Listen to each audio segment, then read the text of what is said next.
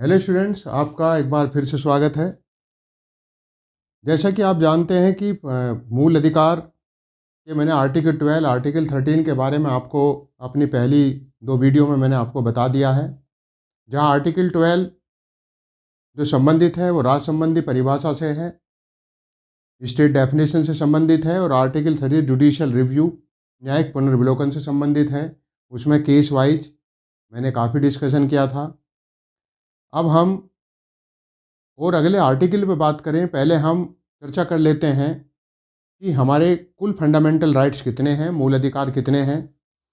देखिए, मूल संविधान में फंडामेंटल राइट्स थे 7, परंतु एक फंडामेंटल राइट्स संपत्ति का अधिकार वो 44वें संविधान संशोधन 1978 के द्वारा कैंसिल कर दिया गया, हटा दिया गया। अब कुल फंडामेंटल राइट्स हैं 6, जैसा कि फंडामेंटल राइट्स समता का अधिकार, राइट टू इक्वलिटी, ये कहाँ से कहाँ तक है, आर्टिकल 14 से आर्टिकल 18 तक है। स्वतंत्रता का अधिकार, ये राइट टू फ्रीडम, ये आर्टिकल 19 से आर्टिकल 22 तक है। शोषण के विरुद्ध अधिकार, right to against to exploitations, article 23 और आर्टिकल 24 है इससे रिलेटेड। और धर्म की स्वतंत्रता का अधिकार, right to freedom of religion, article 25 से आर्टिकल 28 तक हैं। और संस्कृति एवं शिक्षा संबंधी अधिकार, कल्चर एंड एजुकेशनल राइट्स, ये आर्टिकल 29 से आर्टिकल 30, मतलब इसमें 2 आते हैं, आर्टिकल 29 और आर्टिकल 30। और उसके बाद है संवैधानिक उपचारों का अधिकार, right to constitutional remedies, article 32। अब हम इन एक एक फंडामेंटल राइट्स के आर्टिकल पर आर्टिकल डिस्कशन करेंगे। जैसे कि हम पहला लेंगे समता का अधिकार। देखिए, समता के अधिकार में, समता का अधिकार, इसमें अभी आपको बताया मैंने कि इसमें कौन से आते हैं, आर्टिकल 14 से लेकर आर्टिकल 18 तक। आर्टिकल 14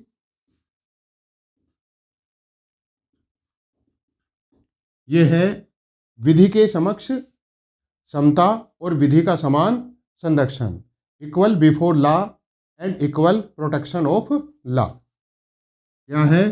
विधि के समक्ष समता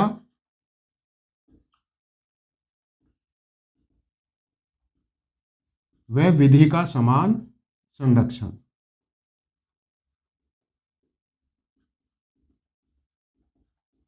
ये हो गया equal before law and equal protection of law.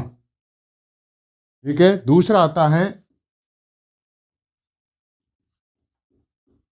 Article 15, धर्म, मूल वंश, जाति, लिंग और जन्म स्थान के आधार पर राज्य कोई भेदभाव नहीं करेगा, अर्थात राज्य नहीं, ऐसे भेदभाव का राज्य निषेध होने भी नहीं देगा।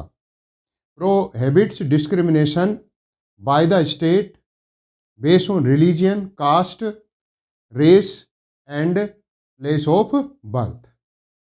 मतलब कि किसके आधार पर? धर्म, रिलीजियन, मूलवंश,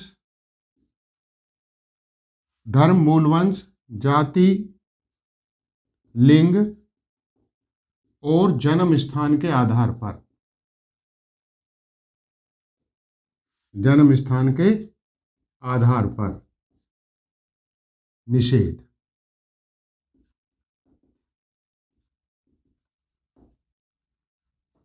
ठीक है। Prohibits by the state on the basis of religion, race, caste, sex and place of birth. ये हो गया आर्टिकल 15। आर्टिकल 16 है लोक नियोजन में अवसर की समानता। लोक नियोजन में अवसर की समानता।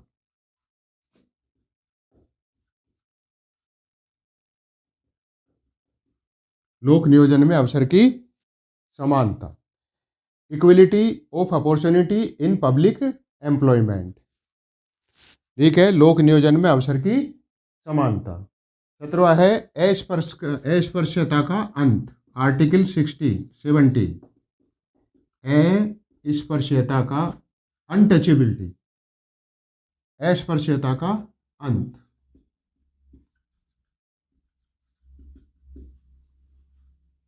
ठीक है, एबोलिश ऑफ अनटचेबिलिटी, ये हो गया। फिर है आर्टिकल 18, उपाधियों का अंत, prohibit the conferment of title by the state, उपाधियों का अंत।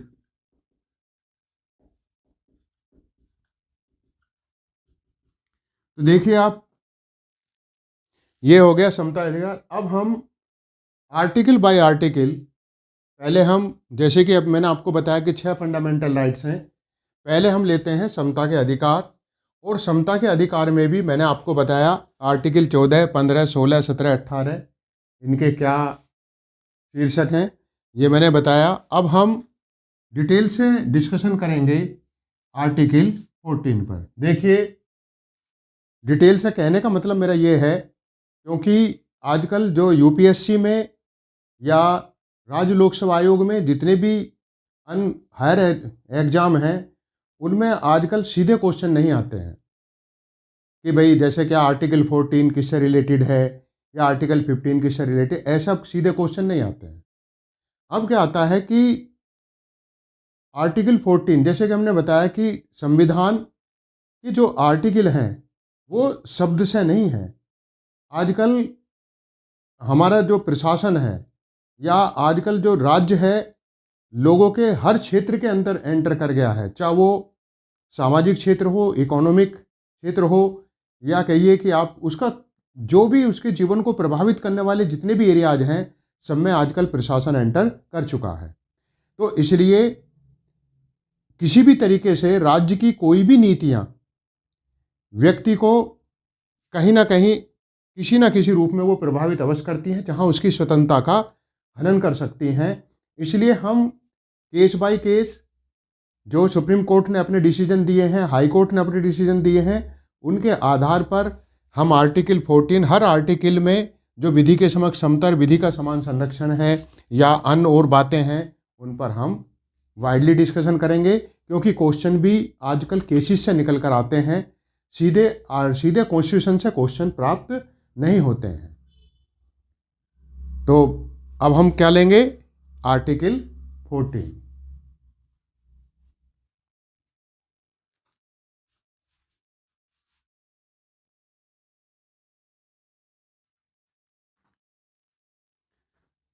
अब हम आर्टिकल 14 को लेते हैं, अनुच्छेद 14। जैसे कि मैंने आपको बताया, इसके 2 पार्ट हैं, विधि के समक्ष समता,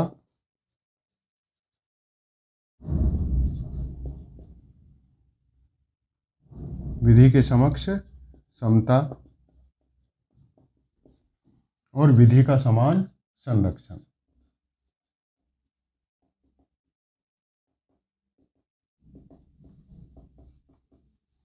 ये विधि के समक्ष समता, equality before law,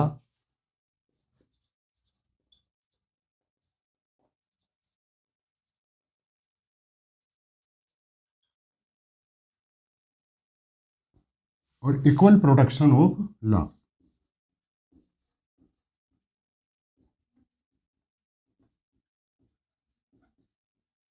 equal protection of law. देखिए, विधि के समक्ष समता ये लिया गया है ब्रिटिश संविधान से, ब्रिटिश संविधान से लिया गया है, और ये लिया गया है यूएसए के संविधान से। ये शब्द है नकारात्मक, नकारात्मक मतलब कि नकारात्मक वाक्यांश है, नकारात्मकता है इसमें। नकारात्मकता क्यों है? कोई भी विधि से ऊपर नहीं है, कोई भी, चाहे कोई कितना ही बलशाली हो, चाहे कितना ही कमज़ोर हो, कितना अमीर हो, कितना गरीब हो, किसी भी पोस्ट पे हो, वो कोई भी विधि से ऊपर नहीं है। क्योंकि नहीं शब्द आ गया है, तो इसलिए ये कैसा है, ये नकारात्मक, वाक्यांश है कि कोई भी विधि से ऊपर नहीं है।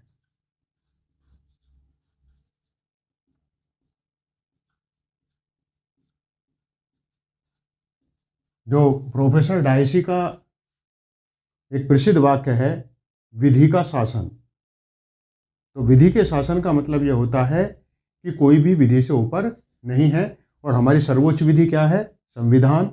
और सर्वोच्च विधि के अधीन रहकर ही सामान्य विधियां बनाई जाती हैं, इसलिए कोई भी विधि से ऊपर नहीं है।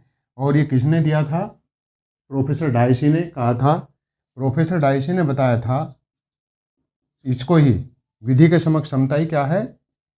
प्रोफेसर डायसी के अनुसार विधि का शासन, विधि का शासन, ये सिद्धांत। अब आता है विधि का समान संरक्षण। जैसे कि हमने बताया कि ये यूएसए के संविधान से लिया गया है, और ये एक सकारात्मक वाक्य है, सकारात्मक वाक्यांश है, और समान परिस्थिति वाले व्यक्तियों के साथ समान विधि अपनाई जाएगी। समान परिस्थिति वाले, जिनकी पोजीशन एक जैसी है, उनके लिए समान विधि लागू होगी। मैं आपको एक एग्जाम्पल बताऊं कि जैसे एक ही अपराध एक बहुत अमीर व्यक्ति ने किया, उदाहरण के तौर पर जैसे कि हमारे मुकेश अंबानी ने किया, और वही अपराध हमारे एक गरीब व्यक्ति ने किया, बहुत ही गरीब व्यक्ति ने। देखिए, विधि के समक्ष समता का मतलब तो यह है कि उस अपराध के लिए यदि जुर्माना है तो दोनों पर जुर्माना लगेगा। परंतु अब यहाँ पर आता है विधि का समान संरक्षण। अब विधि के समान संरक्षण में देखिए कि यदि दोनों ही व्यक्तियों पर, एक अमीर पर, जैसे कि एग्जाम्पल के तौर पर ए क्या है? अमीर, और बी क्या है? गरीब। दोनों ने सेम अपराध किया, एक जैसा अपराध किया,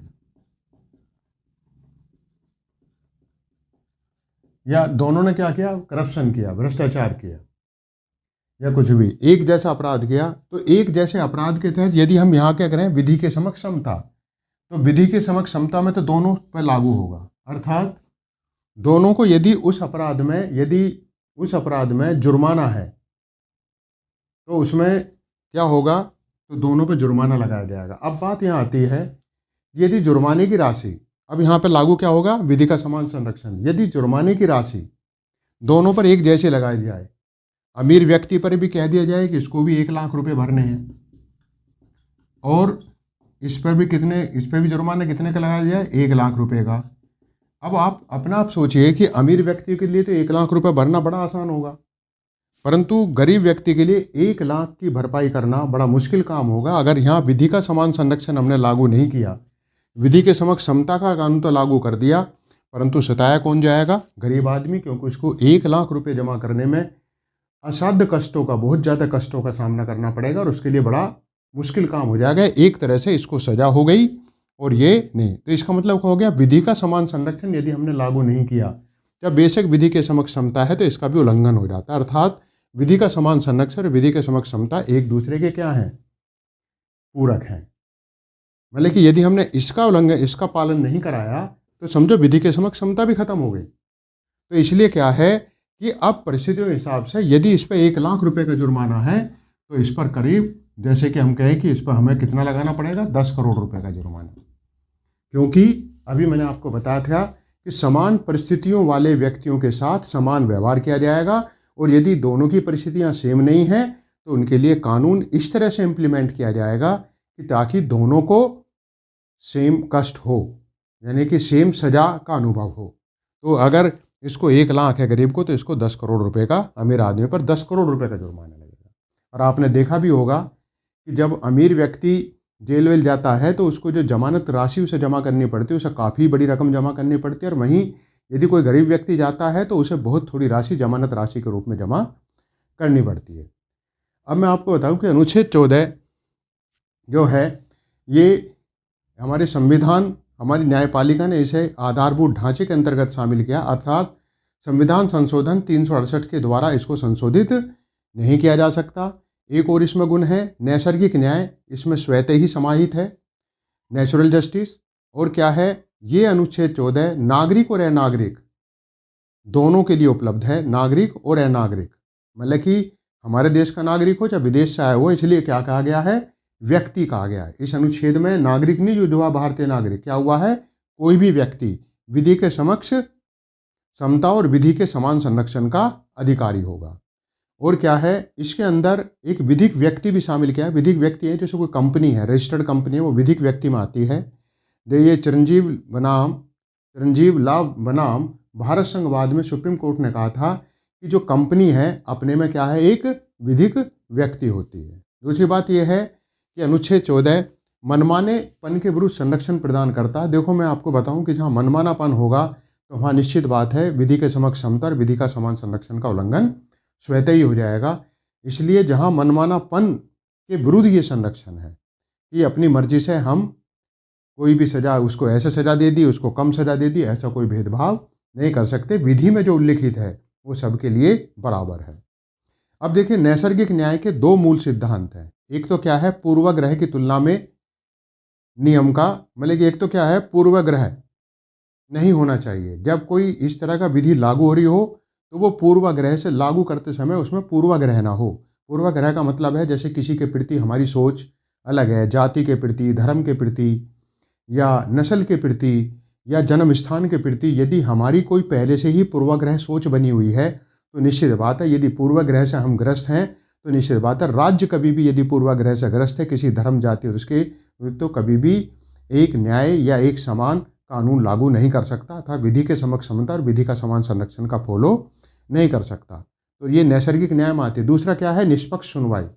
मतलब जब सुनवाई हो रही हो कोर्ट में या राज्य भी उसकी सुनवाई कर रहा हो तो उसमें भी किसी प्रकार का भेदभाव नहीं होना चाहिए। पूर्वाग्रह की तुलना में नियम का जो महत्व है ये मैं आपको बता दूं इसमें कि वो है नीमो जुडेक्स इन कोसा सुआ। नीमो जुडेक्स इन कोसा सुआ। तो ये लैटिन भाषा का शब्द है। ये क्या है, पूर्वाग्रह से ग्रस्त ना हो। दूसरा क्या है, निष्पक्ष सुनवाई, ओडी एल्ट्रम पार्टन, निष्पक्ष सुनवाई।